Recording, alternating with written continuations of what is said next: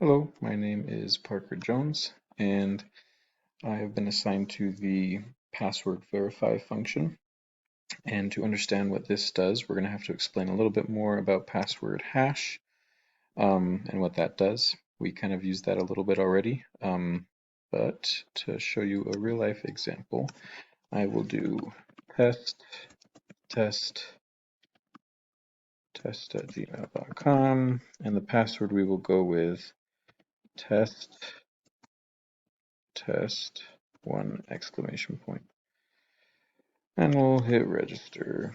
So it's saying that it worked. So now if we go in here, and I'm going to refresh, look at all my tests that I've done before this. So this is the one I just did, test at gmail.com. And you'll notice that the client password is not even remotely close to what I actually put, which was the test one exclamation point. And that's because that's been hashed. It's been encrypted for safety purposes.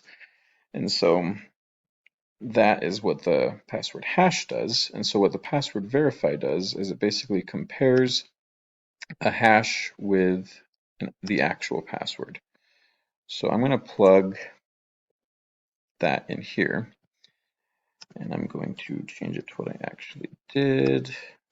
Test one exclamation point. Okay, so to explain what password verify does is you can declare it here, and then it takes two parameters. The first parameter is what the actual password is, and the second parameter is what the hashed version of it is, the encrypted version.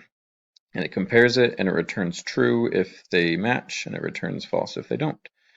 So you can put it in an if statement, and obviously I'm just plugging it in specifically here and plugging in the actual hash just to test it. But if it does return true, then we are going to echo logged in. If it does not, we will echo invalid password. So I will save that, and we will go back in here. I'll refresh, continue, and you'll see down here it says logged in. So obviously with this example, it's not a full-on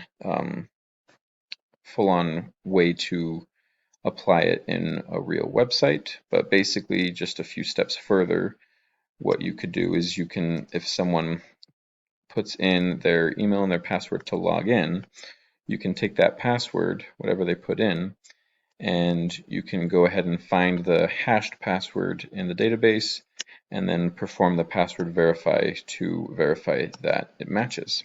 And if it does, you can log them in. And if it doesn't, you can message and say, hey, that's an invalid password. So basically what I did here is the same exact thing as what you would do in real life, except for a little bit extra work without putting the specific password in here and here. You would just take their input and compare it to what's already been put into the database. So that's what password verify does. It works hand in hand with the password hash function. So there you go.